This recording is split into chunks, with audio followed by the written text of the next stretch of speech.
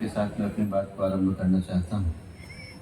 माँ गायत्री का ये पवित्र मंत्र भारतीय आध्यात्मिक परंपरा का, वैदिक परंपरा का एक ऐसा पवित्र, पुनीत, पावन ईश्वरीय मंत्र है जिसके अंदर की जो शिक्षाएं हैं, जिसके अंदर की जो आदर्श हैं, वो मनुष्य को उस शिखर पर पहुंचने की प्रेरणा देते हैं जिस शिखर पर पहुंचने के लिए मनुष्य का जीवन व्यक्ति को मिल पाता है।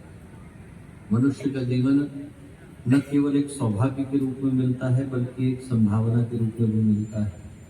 हजारों वर्षों की प्रतीक्षा के बाद जीवात्मा के जीवन में जब शुभ कर्मों का फल उदय होता है तब उसको मनुष्य के जीवन को धारण कर पाने का सौभाग्य मिल पाता है।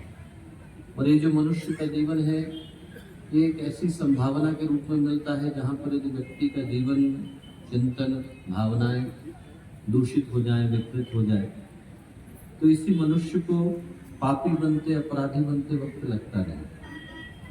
व्यक्ति दुष्टता की ओर, पाप की ओर, अपराध की ओर, गलत प्रवृत्ति की ओर मुड़ जाता है। और उसी मनुष्य के जीवन में एक संभावना वो भी है जहाँ पर यदि चिंतन प्रकाशित हो, भावनाएं उदार हो, उपदेश उत्कृष्ट हो, व्यक्ति की सोच अच्छी हो, कर्म अच्छे हो, तो उसी मनुष्य को हम लोग ऋषि बनते, मुनि बनते, संत बनते, महात्मा बनते, भगवान बनते देख पाते हैं। नीचे गिर गए तो पशु हो जाते हैं, ऊपर उठ गए तो परमात्मा कहलाते हैं। इसी मनुष्य के जीवन में दोनों ही तरफ जाने की संभावनाएं व्यक्ति के पास सुरक्षित होती है। पर मनुष्य के जीवन में, जिसको गुरुदेव ने कहा देवत्व, मनुष्य में देवत्व का उदय, धरती पर स्वर्ग का अवतरण, वो संभावना साकार हो पाती है कि हमारा हृदय, हमारी भावनाएं, हमारी सोच, हमारा चिंतन अच्छा करने के लिए निरंतर प्रवृत्त हो, निरंतर उसी ओर बढ़ने के लिए हमारी भावनाएं मचलती हैं। जिसको हम लोग सीधी, सरल, स्पष्ट भाषा में कहें तो जहां हमारा दिल और हमारी श्रद्धा जाकर के जुड़ती है उधर के परिणाम आ पाते हैं। मंत्र वही होते हैं, पूजा पाठ के तरीके वही होते हैं, उनको करने की पद्धतियां भी वही होती है। कई बार तो गुरु भी वही होते हैं, पर मिलने वाला परिणाम भिन्न हो जाता है। जिसको एकलव्य प्राप्त कर पाता है उसको प्राप्त करने से अर्जुन चूक जाता है, जो अर्जुन को मिलता है उसको प्राप्त करने से दुर्योधन चूक जाता है। अंतर इस बात का नहीं है कि गुरु ने एक को ज्यादा सिखाया और एक को कम सिखाया। गुरु के देने में अंतर नहीं आता, अंतर शिष्य के लेने में आता है। अंतर शिष्य की पात्रता का है। गुरु तो वही देते हैं, पर लेने वाले शिष्य की पात्रता यदि भिन्न भिन्न होती है तो परिणाम भिन्न हो जाते हैं। एक कहानी आती है बहुत प्यारी। संत थे, उनके शिष्य थे। शिष्यों ने उनसे प्रश्न किया। उन्होंने कहा कि गुरुदेव, वही गायत्री का मंत्र है, हम लोग बोलते हैं हमारे जीवन में कोई चमत्कार घटित नहीं होता। उसको बोलने से विश्वामित्र ब्रह्मर्षि हो गए थे, ऐसा कैसे? गुरु ने कहा कि ये प्रश्न प्यारा है, इसका उत्तर मैं आपको बाजार में ले जाकर के दूंगा। बाजार में लेकर के गए। एक जगह पर मंदिर बन रहा था, लोग अपनी अपनी पीठ के ऊपर ईंट उठा कर जा रहे थे। एक व्यक्ति को ने कहा, क्या कर रहे हो? व्यक्ति से आगे बुला हो गया, बोले आपको दिखाई नहीं? मेरी पीठ के ऊपर ईंटें लदी हुई हैं, बोझा उठा रखा है, भार उठा रखा है, आप पूछ रहे हो क्या कर रहा है? अरे बोझ उठा रहा हूँ और क्या कर रहा हूँ। संत ने कहा गुस्सा मत करो, दूसरे से पूछा आप क्या कर रहे हो? व्यक्ति बोला कि घर में पत्नी बैठे हैं, उनका लाल करने के लिए, उनका पालन पोषण करने के लिए मजदूरी करनी पड़ती, मजदूरी करो, बोझ उठाओ। तीसरे व्यक्ति को रोका, आप क्या कर रहे हो? उस व्यक्ति के हाथ श्रद्धा से जुड़ गए। भगवान का मंदिर बन रहा है, मुझे सौभाग्य मिला है कि इस मंदिर में मैं अपनी ईंटें लगा पाऊं, भगवान का मंदिर बना रहा हूं। संत बोले समझ में आया? ईंटें तीनों उठा रहे हैं, एक मजदूरी में उठा रहा है, एक मजबूरी में उठा रहा है। सिर्फ एक है जो भक्ति में उठा रहा है।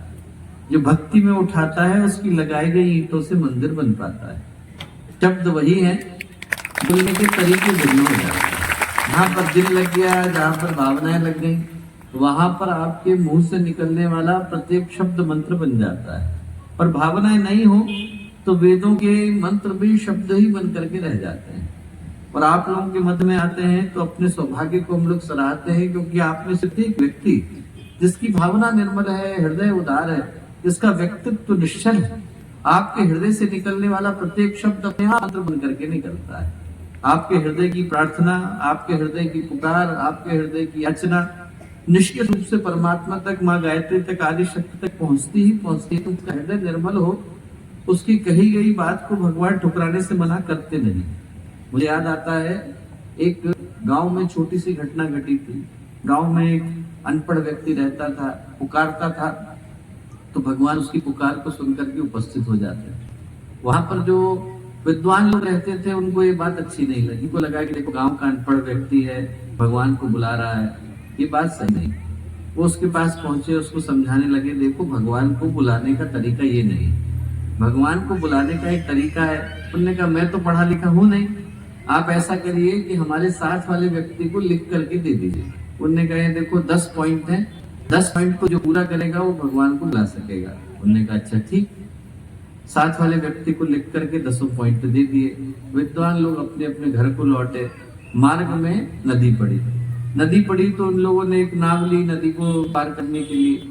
आधे रास्ते तक पहुंचे होंगे कि जोर का हल्ला सुनाई पड़ा, क्या हो रहा है। पीछे पलट करके देखा तो वो व्यक्ति जो गांव का अनपढ़ था, पढ़ा लिखा नहीं था, वो पानी के ऊपर भागता हुआ आ रहा था।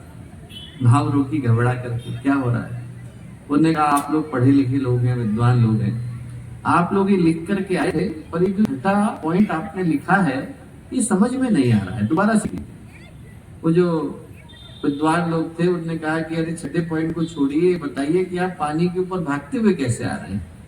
बोले अरे वो तो बड़ी समस्या नहीं थी, एक ही नाम थी, आप लोग लेके चले गए। तो मैंने भगवान से प्रार्थना करी कि हे भगवान, इन विद्वान लोगों से मिलना बहुत जरूरी है, आपसे मिलने का मार्ग बता करके गए, छठा पॉइंट समझना बहुत जरूरी है, आप कैसे भी करके इन लोगों तक मुझे पहुंचाइए। तो भगवान बोले कि तो पानी के ऊपर भाग करके जा। वो जो विद्वान लोग थे बोले छठे पॉइंट को भूल जाइए, जो आप कर रहे थे वही सही तरीका है। जहां पर हृदय निर्मल हो गया, भावनाएं पवित्र हो गई, वहां पर आपके मुख से जो निकलता है वो वेदों का मंत्र बन जाता है। आपके मुख से निकलने वाली पुकार गायत्री मंत्र बन जाती है। एक बार उसी निर्मल हृदय से, जैसे हम अपनी माँ को, अपने पिता को पुकारते हैं, उसी निर्मल हृदय से, सच्चे मन से, पवित्र हृदय से हम लोग पूज्य गुरुदेव को, वंदनीय माता जी को, गायत्री को इस गायत्री मंत्र के माध्यम से पुकारते हैं।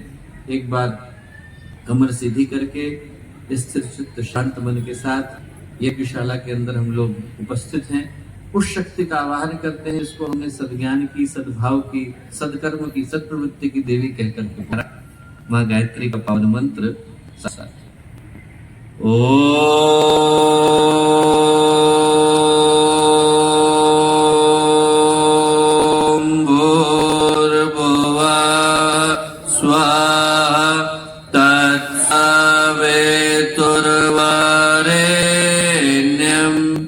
भर्गो देवस्य धीमहि धियो यो नः प्रचोदयात्।